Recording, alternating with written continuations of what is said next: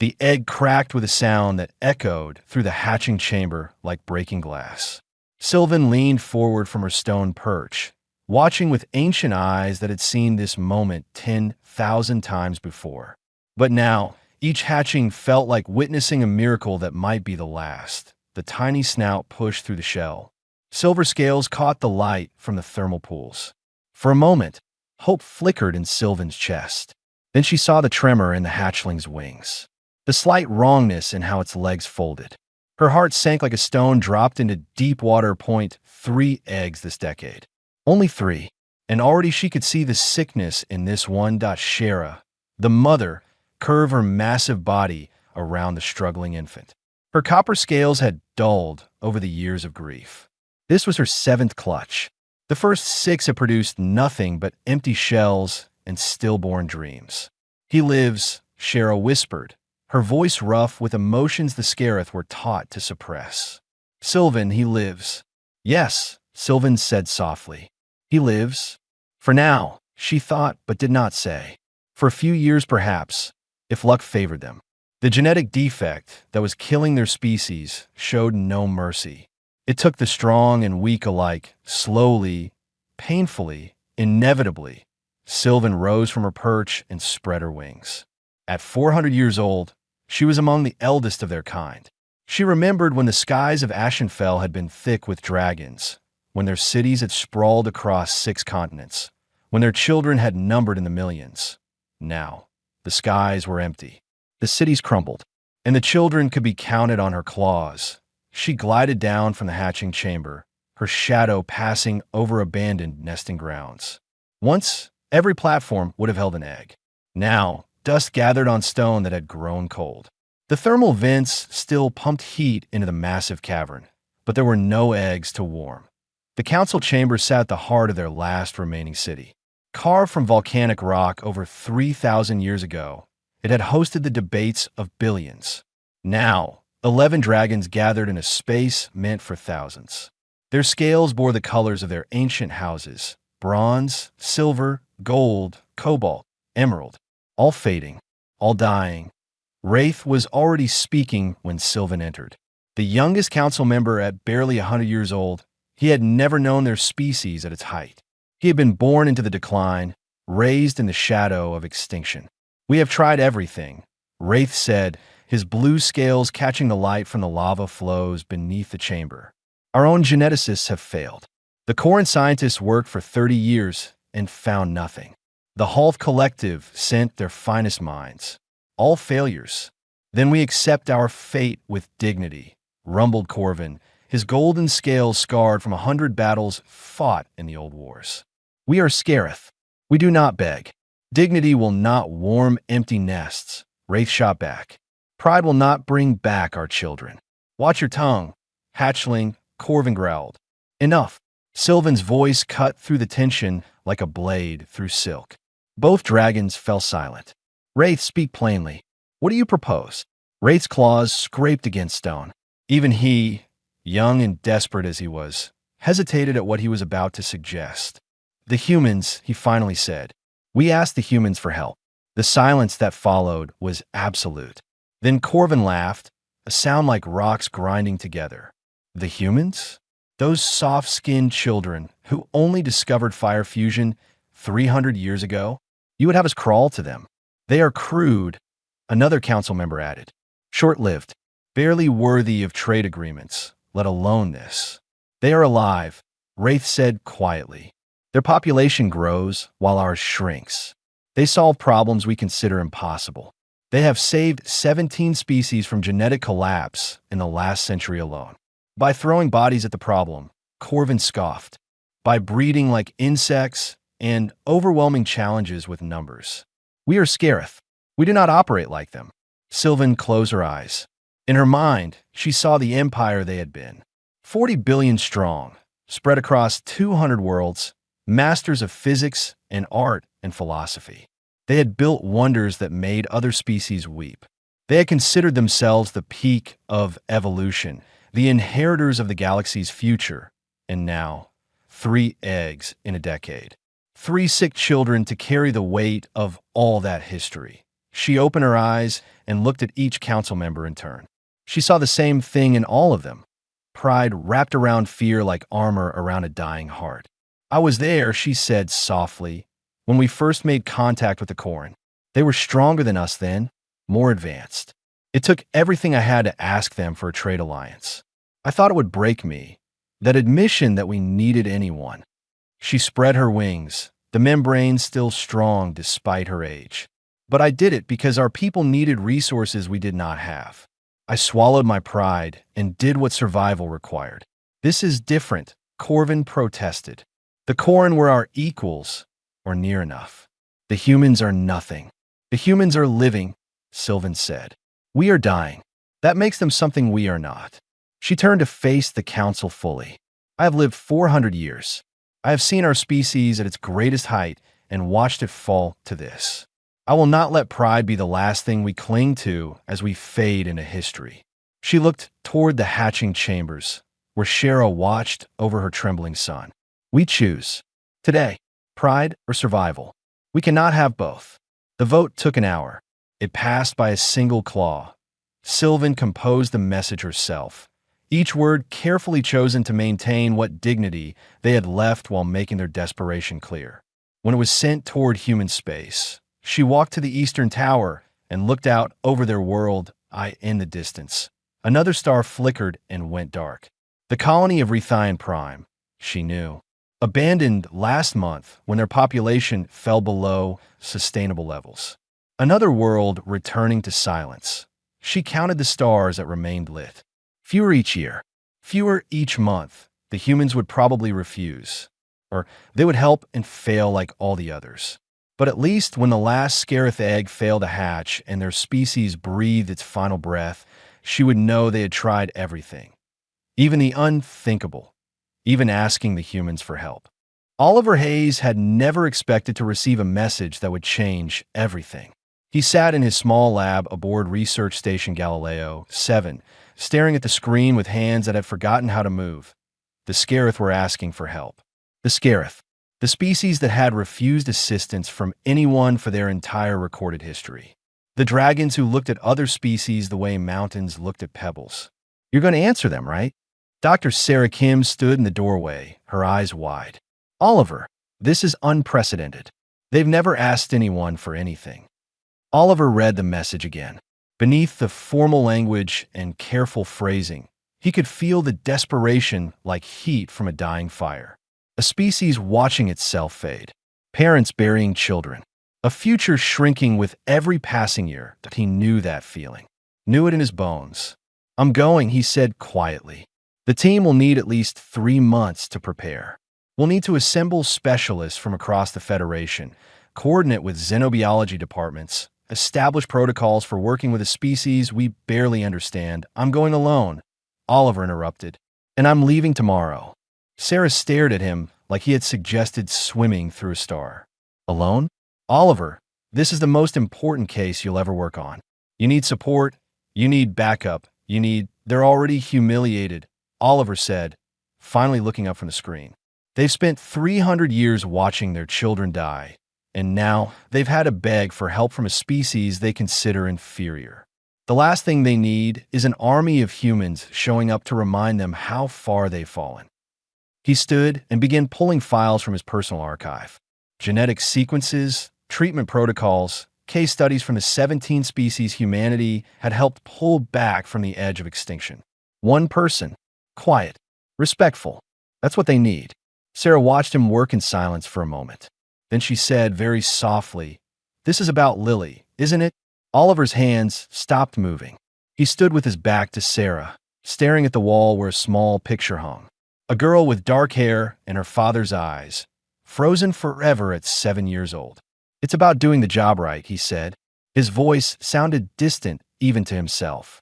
"Oliver, I'll send reports every week. If I need help, I'll ask." He resumed packing, movements sharp and precise. "But I'm going alone." The trip to Ashenfell took 6 days through jump gates. Oliver spent the time reviewing everything known about Scarith biology, which wasn't much. They were private to the point of secrecy, shared little about themselves, and seemed to consider curiosity from other species to be an insult. Working with them would be like performing surgery on someone who considered showing pain to be a moral failure. His shuttle descended through Ashenfell's atmosphere, and Oliver got his first real look at a dragon world. Massive volcanic ranges stretched across continents. Cities carved from stone clung to mountain faces, their architecture grand and empty. He saw landing platforms built for thousands of ships, hosting only a handful. Skies that should have been thick with dragons, empty as old graves. The landing platform they directed him to could have held 50 vessels.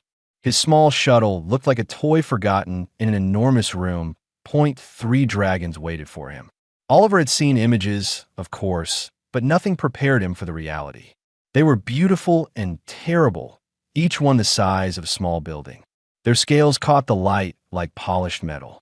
Their eyes held intelligence that had calculated stellar orbits before humans had invented the wheel. The largest, her scales the color of tarnished silver, stepped forward. "I'm Elder Matriarch Sylvan. You are Dr. Hayes." Not a question. A statement of fact delivered in a voice that expected no disagreement. "I am," Oliver said, climbing down from his shuttle with his equipment cases. "Thank you for allowing me to help." Something flickered across Sylvan's massive face.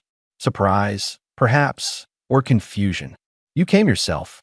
We expected you to request data transfers, tissue samples to be sent to your facilities.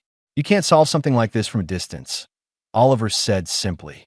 "I need to see the children, understand how the defect presents, track the progression in living subjects." He paused, then added more gently, "And data can't tell me what you need. Only you can do that." The dragons exchanged glances that Oliver couldn't interpret. Sylvan gestured with one massive claw toward a doorway carved into the mountain. "Kulme, we have prepared a facility for your work." The facility was a large chamber with thermal pools and stone tables. Someone had attempted to adapt it for human use, adding equipment interfaces and environmental controls. It felt like a throne room converted into a laboratory, grand and slightly wrong. Sylvan and the others spent 3 hours briefing Oliver with cold precision. They presented genetic data, progression charts, mortality rates. They spoke of their children like case files, their voices carefully empty of emotion. Oliver listened, made notes, asked technical questions. Then, when they seemed finished, he asked, "May I meet the children?" The dragons went silent. Sylvan's head tilted slightly. "The data should be sufficient for initial analysis. The hatchlings are fragile. We prefer to minimize their exposure to unnecessary contact." "I understand," Oliver said, "but I need to see them, not as data points, as patients. Our information includes detailed scans, genetic profiles, comprehensive medical histories." Wraith, the blue dragon, trailed off as Oliver shook his head. "I'm sure it does, but I don't treat genetic sequences. I treat living beings who happen to have genetics." Oliver met Sylvan's ancient eyes. "Please, let me meet the children." Another long silence. Then Sylvan turned and began walking deeper into the mountain. "Follow." The hatching sanctuary was warm, lit by thermal pools that glowed like captured sunlight. Stone platforms held 3 small dragons, each one tended by an adult. They were tiny compared to their parents, no larger than horses, their scales still soft with youth. Oliver approached the nearest platform, where Shara curved her body protectively around the hatchling from the first scene. The small dragon's breathing was labored, his wings trembling with each breath. "May I?" Oliver asked Shara softly. The mother dragon's eyes were full of pain and suspicion and desperate hope all tangled together. Slowly, she lifted her wing. Oliver climbed onto the platform and knelt beside the hatchling.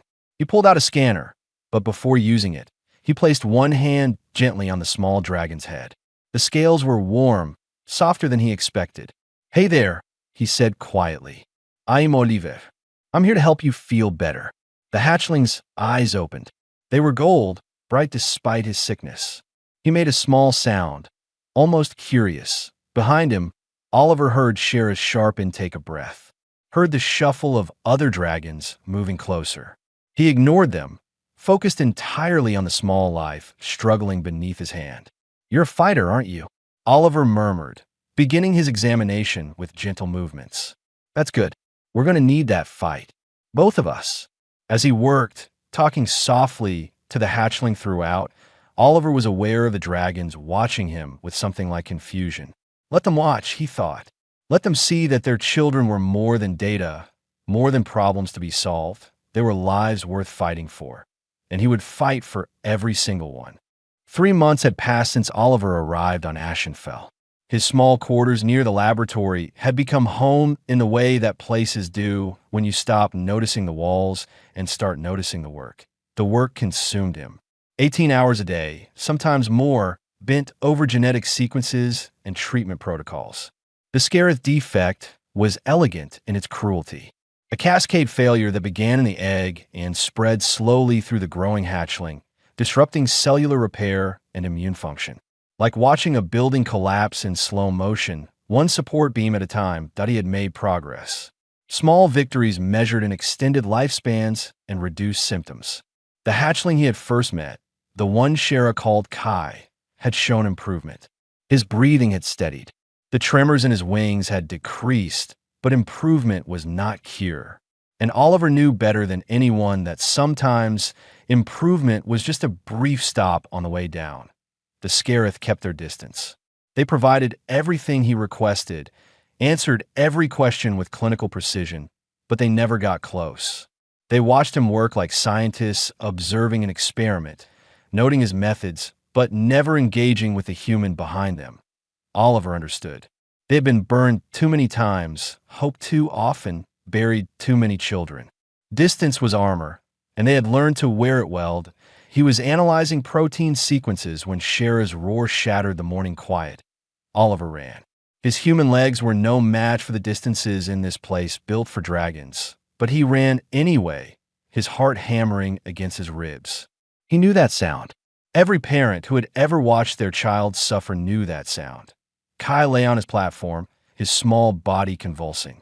His temperature had spiked. His cellular readings were catastrophic. The slow decline had suddenly become a cliff edge.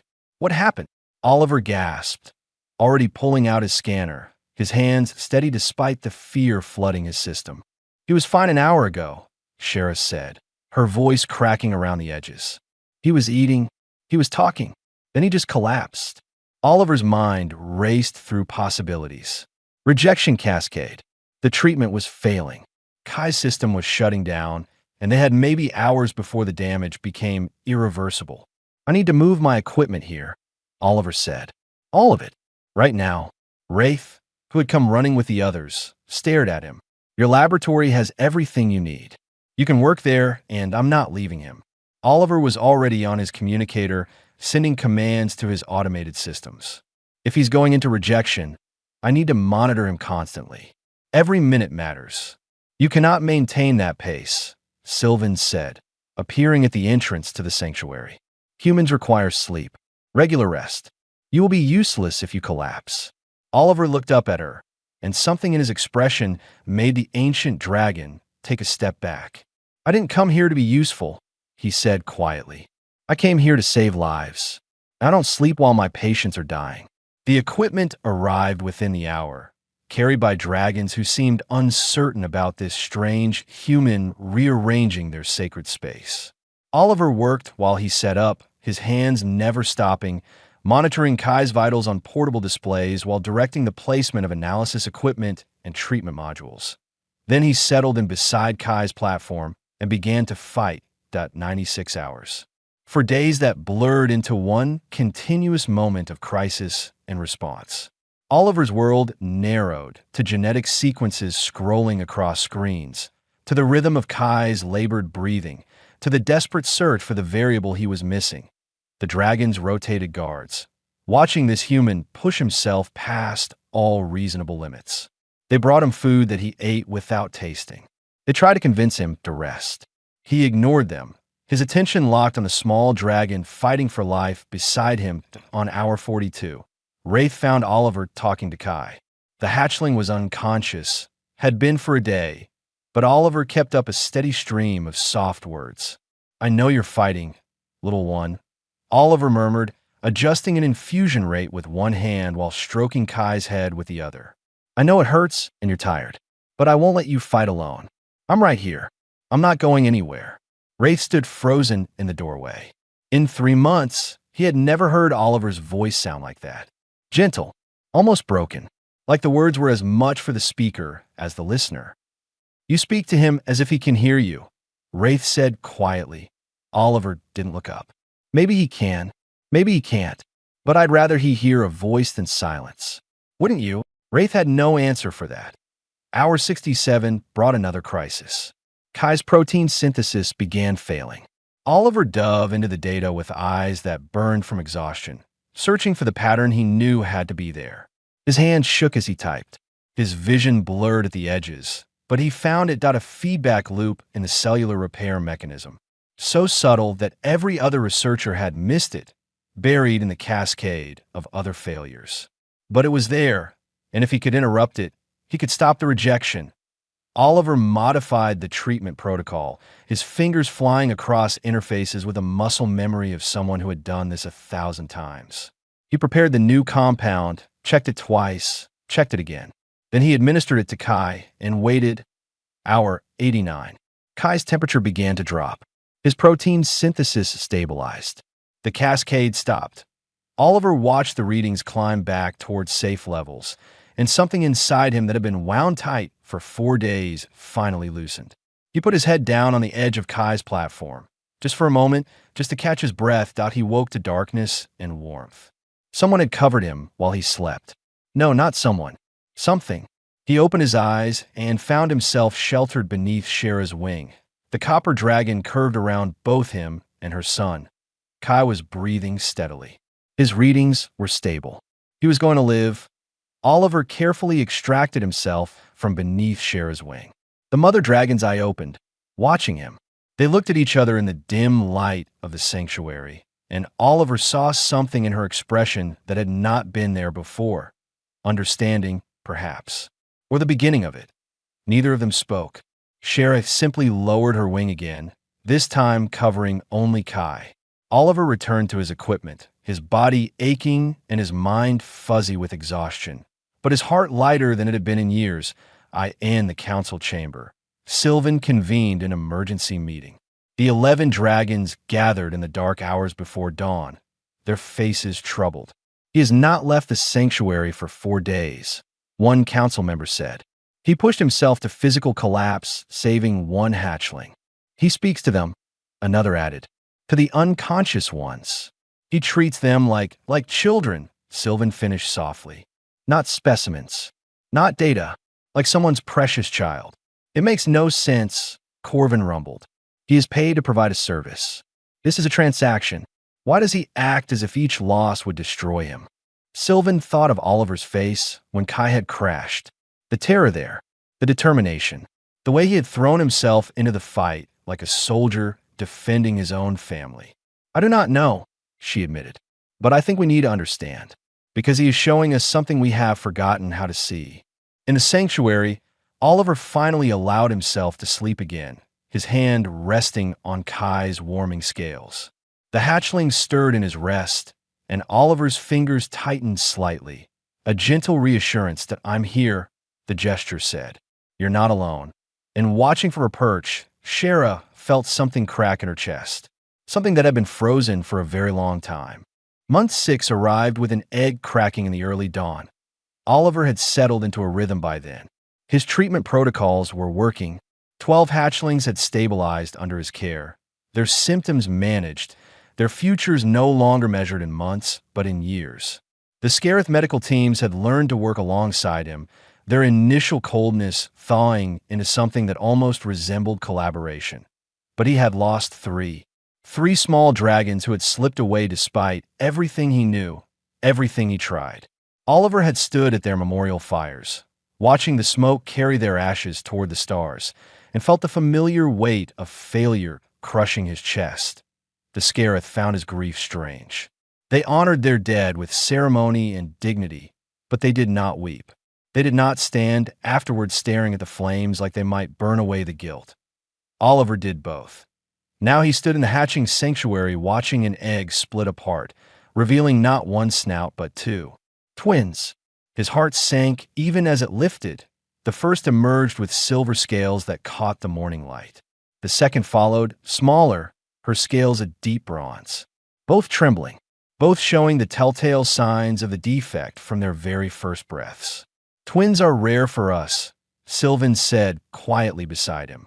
She had taken to observing his work more closely in recent weeks, her ancient eyes missing nothing. We have not seen twin hatchlings survive in 200 years. Oliver was already scanning them, his equipment reading genetic markers and cellular function. The data made his stomach drop. Both critical. Both would need intensive treatment immediately, and he could only treat one at a time. His equipment was not designed for dual protocols. The cellular reconstruction process required dedicated systems, focused attention. Treating both simultaneously would dilute the effectiveness, potentially killing them both. That he looked at the two hatchlings, so small and already fighting so hard, and felt the universe narrow to this impossible choice. I need to prioritize, he said, his voice hollow. The bronze. She's weaker. I'll start with her. The mother, a young dragon named Tessian, made a sound low in her throat. And my son, I'll monitor him. Keep him stable. The moment she's secure, I'll switch. Oliver was already preparing the treatment, his hands moving on autopilot while his mind screamed. He's stronger. He has a better chance of lasting until... He did not finish the sentence. Until what? Until his sister was saved or died. Until Oliver could get to him before the defect took hold too deeply. The bronze hatchling, the one Tessian quietly named Sarah, responded to treatment. Slowly, painfully slowly, her readings began to stabilize. Oliver monitored every cell, every protein chain, willing them to rebuild, to hold, to give him just a few more hours. But the silver hatchling, Frost, deteriorated faster than the models predicted. Oliver watched Frost's readings drop on his secondary display, while his hands worked on Sarah. His mind split between two patients, two lives, two impossible equations. Hour 14. Frost's cellular cohesion at 40% and falling. Hour 19. Sarah stabilizing, but not yet secure enough to leave. Hour 23. Frost critical. Oliver made a decision that went against every protocol, every safety measure, every rule he had ever followed. He paused Sarah's treatment. The dragons watching gasped. Wraith stepped forward. What are you doing? You will destabilize her. She will, I know. Oliver was already switching equipment configurations, his exhausted brain calculating dosages for a patient half the size of his previous one. But he's dying right now. She has maybe an hour before the pause causes problems. He has minutes. You cannot save both, Sylvan said. It was not a criticism. It was a statement of fact delivered with the weight of someone who had watched countless impossible choices. Watch me, Oliver growled. He worked on Frost with controlled desperation, stabilizing the worst of the cascade, buying time he did not have. Then, before Frost was truly secure, he switched back to Sarah, catching her before the pause caused irreversible damage, back and forth. Sarah to Frost. Frost to Sarah, pushing equipment past safe limits, pushing himself past human limits. His hand shook, his vision swam, but he did not stop. The dragons wanted to intervene. Corvin actually stepped forward at hour 27, ready to make Oliver choose. But Wraith blocked him. Look at him, Wraith said quietly. Just look. Oliver's face was gray with exhaustion. His hands trembled so badly he had to steady them against the equipment. His eyes were bloodshot, his movements jerky with adrenaline and desperation. He was killing himself trying to save them both. He will die, Corvin said. This human will stop his own heart trying to do the impossible. Yes, Wraith said. He will. That is what we are watching. Hour 31 brought the breaking point. Oliver was switching from Frostback to Sarah when his vision grayed out. He stumbled, caught himself on the platform edge. His heart was hammering irregularly in his chest. He could feel it skipping beats, struggling. Not yet, he thought. Please, not yet. He completed the switch, got Sarah's treatment flowing. His hands fumbled with the controls. So tired. When had he last slept? Days ago, before the twins. Before everything narrowed to this, Frost. Had to check Frost. Oliver turned, took a step toward the other platform. His legs gave out. He felt himself falling, felt the stone rushing up to meet him. Then nothing that he woke in a medical center 3 days later. The first thing he saw was white ceiling. The second was Sylvan's massive face looking down at him with an expression he could not read. The twins. His voice came out as a rasp. Alive. Sylvan's voice was soft. Both alive. Both stable. Our medical teams took over when you collapsed. They followed your protocols exactly. Oliver closed his eyes. The relief was physical, a weight lifting from his chest that let him breathe properly for the first time in what felt like forever. You stopped your heart, Sylvan continued. Our doctors said you were dead for 47 seconds. They had to restart it manually. Worth it, Oliver whispered. Why? The question burst from Sylvan like something that had been building for months. Why do you care so much? They are not your species, not your children. You owe us nothing, yet you nearly died. Why? Oliver opened his eyes and looked at her. Really looked. He saw confusion there, yes, but also something else. Something raw and uncertain, like a wound that had been closed for so long the muscles had forgotten how to feel. Because they deserve to live, he said simply. Because somewhere, Tessian loves them the way every parent loves their child. Because I have the skill to help, and they have the need. He paused, then added more quietly. Because I know what it is to lose a child. And I know that if someone could have saved mine, I would have wanted them to care as much as I did. Sylvan was silent for a long moment. Then, for the first time since Oliver had arrived on Ashenfell, he saw her cry. Tears rolled down her scaled face, and she made no move to hide them. We thought asking for help was weakness, she said, her voice breaking. We thought your compassion was naivety. We thought caring deeply was a failing. She lowered her massive head until it was level with Oliver's bed. We were wrong. About all of it. We were so wrong. Oliver reached out with one hand, still weak, and touched her snout gently. Then teach them, he said. Teach your people what you have learned. Because your children need more than my medicine. They need what I cannot give them. What is that? Parents who know it is okay to break for them, Oliver said. Parents who know that loving them enough to show fear and pain and desperate hope is not weakness. It is the strongest thing any of us can do. Sylvan closed her eyes, and more tears fell. In the hatching sanctuary, Shara curved her body around 2 small dragons. And for the first time in years, she allowed herself to weep openly over the children she had almost lost. The fortress of pride that the Scarith had built around their breaking hearts finally cracked. Recovery was slow and humbling. Oliver had never been good at sitting still, and being confined to a medical bed while his patients needed him felt like torture. But both human and dragon doctors had formed an unlikely alliance to keep him resting, and not even Oliver could argue against that combined authority. The Scarith community had changed around him in ways he was only beginning to understand. Dragons who had maintained careful distance now stopped by his recovery room. They brought gifts, small things carved from volcanic stone or woven from metallic fibers. They told stories about their hatchlings, their voices losing the clinical detachment they had carried for so long. Shara visited daily with Kai, who was now strong enough to walk on his own. The young dragon would curl up at the foot of Oliver's bed and tell rambling stories about his day, while his mother watched with eyes that finally allowed hope to show.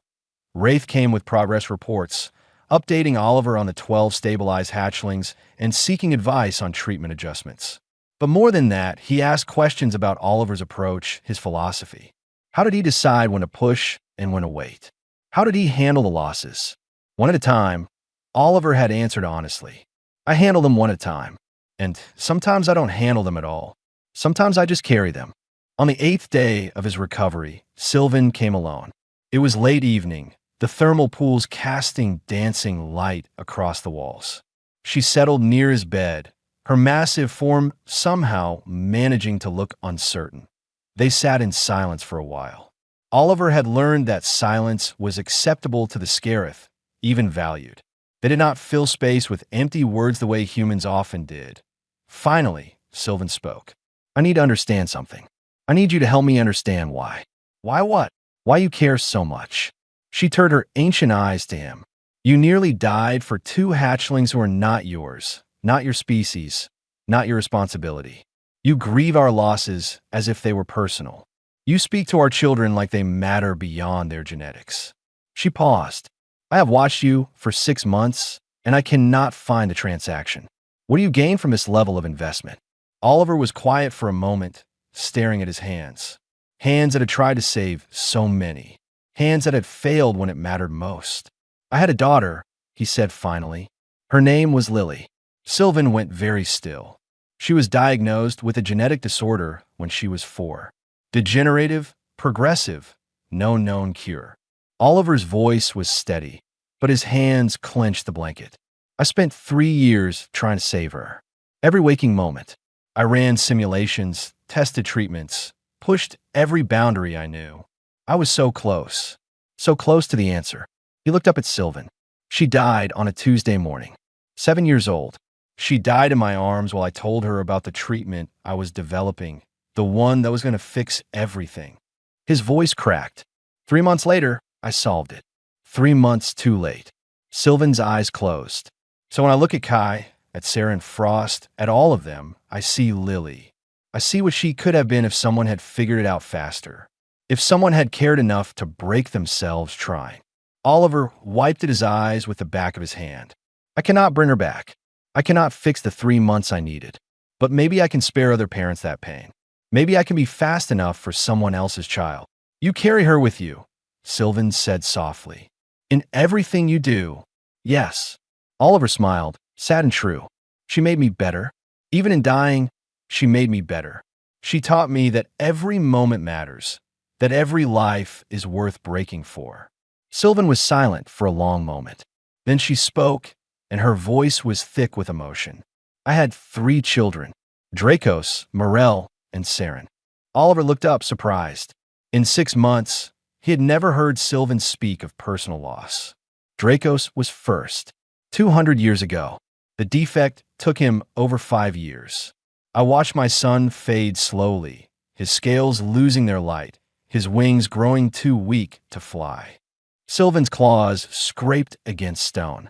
Morel went faster. She was born sick and lived only 2 months.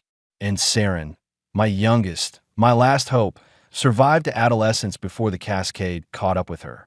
"I'm sorry," Oliver said quietly. "She died in my arms." Sylvan continued as if he had not spoken. "Saren, she died asking me why I cannot fix her. Why, with all our knowledge and all our pride, we could not save our own children."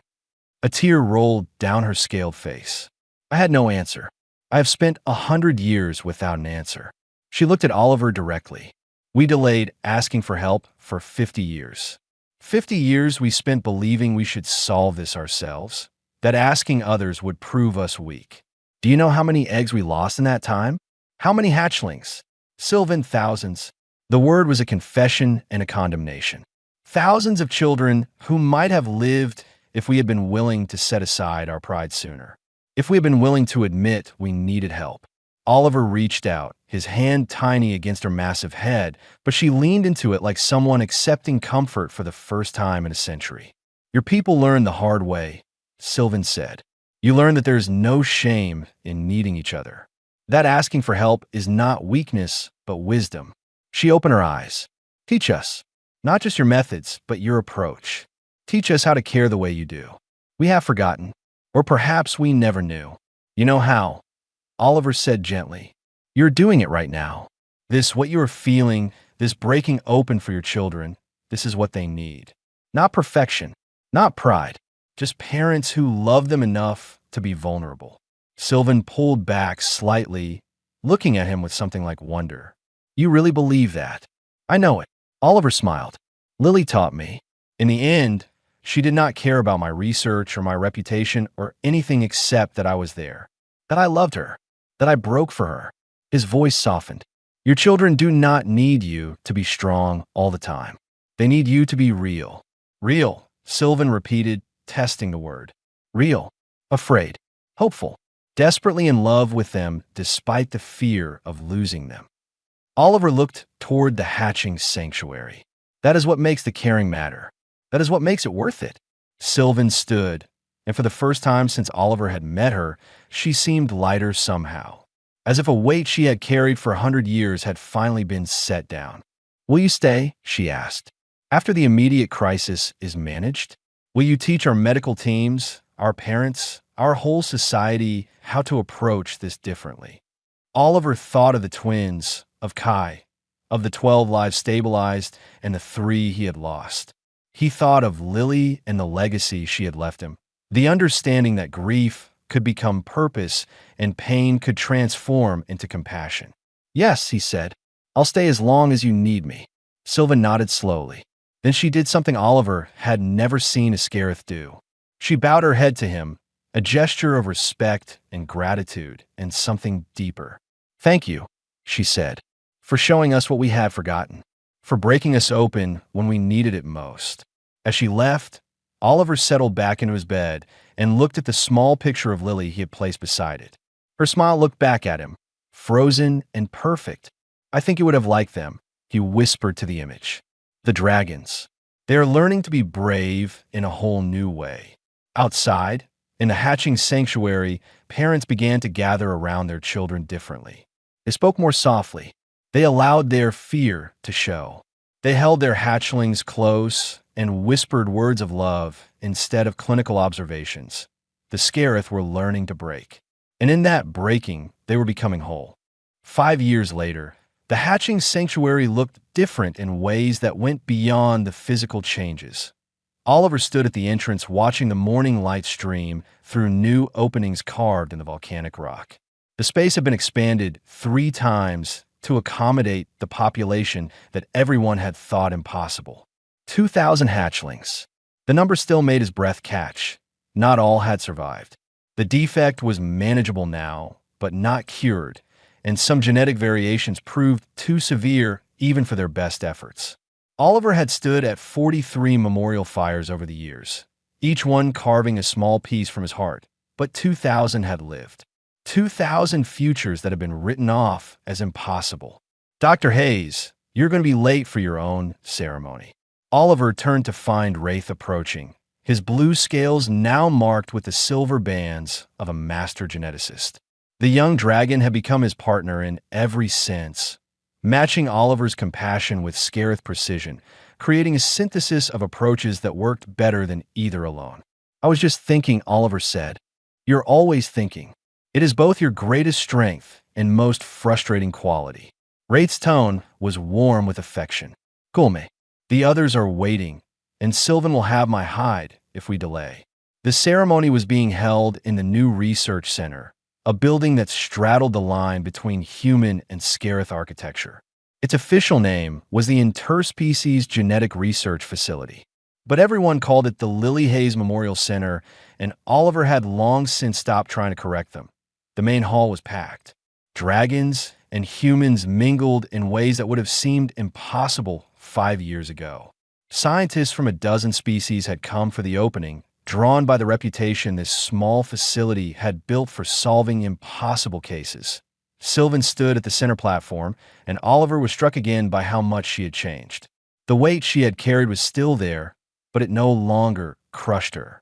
She wore it differently now, transformed from burden into purpose. "We gather today," Sylvan began, her voice carrying across the hall, "to open a facility dedicated to ensuring that what nearly destroyed us never destroys another species. But before we discuss the future, we must acknowledge the past." She gestured to the wall behind her, where names were carved in stone. Thousands of them. Every Scarith hatchling lost to the defect over 300 years. "This is the cost of pride," Sylvan said quietly. "Each name represents a child who died while we insisted we needed no one. Each represents a parent's grief that might have been prevented if we had learned sooner what a human had to teach us." The hall was silent. We believed strength meant standing alone. We believed asking for help diminished us. We believed showing emotion made us weak.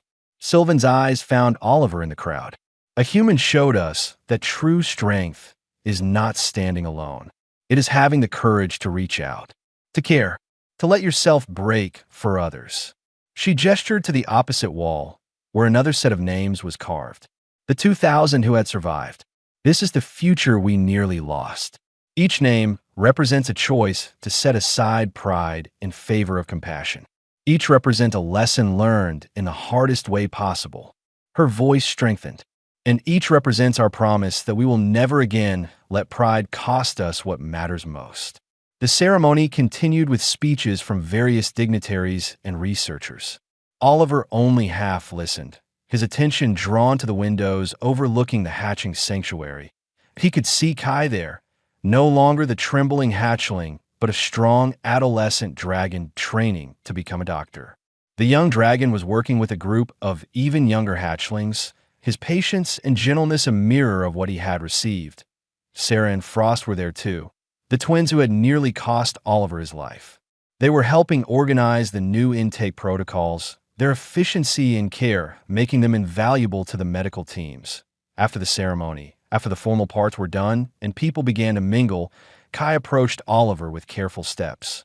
"Dr. Hayes," the young dragon said formally. Then, more quietly, "Oliver." Oliver smiled. "Kai, how are the new protocols working?" "Well, very well." Kai hesitated, then continued. "I wanted to thank you for everything. You saved my life. You and about 2,000 others," Oliver said lightly. "No." Kai's voice was serious. "I mean, you saved my life. Not just from the defect. You showed me what it means to care about something bigger than yourself. You taught me that healing is not just about fixing bodies, but about seeing souls." The young dragon's eyes, still that bright gold, met Oliver's. "You gave me a purpose, a reason to fight. You made me want to be better." Oliver felt his throat tighten. "You did that yourself, Kai. I just gave you the time to figure it out. Time I would not have had without you." Kai leaned down, bringing his head level with Oliver's. "You are my family, not by blood or species, but by choice. And I wanted you to know that." Before Oliver could respond, Shara approached with another dragon, a young male Oliver did not recognize. "Oliver Hayes," Shara said formally. "In accordance with Scarith tradition, and with the blessing of the council, I formally ask if you will accept adoption into my family line." Oliver stared at her. "What? You saved my son. You have dedicated years to saving all our children. You have lived among us, bled for us, grieved with us." Shara's voice softened. "You are already family in every way that matters. We simply wish to make it official." Oliver looked from Shara to Kai to the young male dragon, who Shara introduced as her nephew. "A family, not as by blood, but as by choice and time and shared struggle." "I would be honored," he said quietly. The Scarith ceremony that followed was simple but profound. Oliver stood among dragons who had become his family, feeling more at home than he had since Lily died. As Shara placed the family crest around his neck, a small pendant carved from volcanic stone, Oliver felt something in his chest finally settle. That evening, Oliver stood on the eastern tower where Sylvan had stood 5 years before, watching stars. The dark spots were lighting up again, colonies being reborn as populations grew, futures being reclaimed. Sylvan joined him, moving quietly for something so large. "Regrets?" she asked. "About staying?" "Never."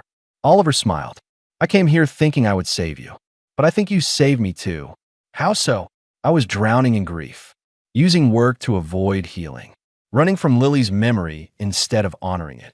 He touched the pendant at his neck. "You all taught me that grief does not have to be the end, that it can become something beautiful if we let it. That love does not die just because the person does." Sylvan was quiet for a moment. "You came here to save our future. Instead, you taught us how to deserve one." Oliver thought about that, about the 2,000 hatchlings learning to live in a world that valued compassion as much as strength, about the parents learning to love openly, to grieve honestly, to hope despite fear, about the research center that would help dozens of other species facing similar crises.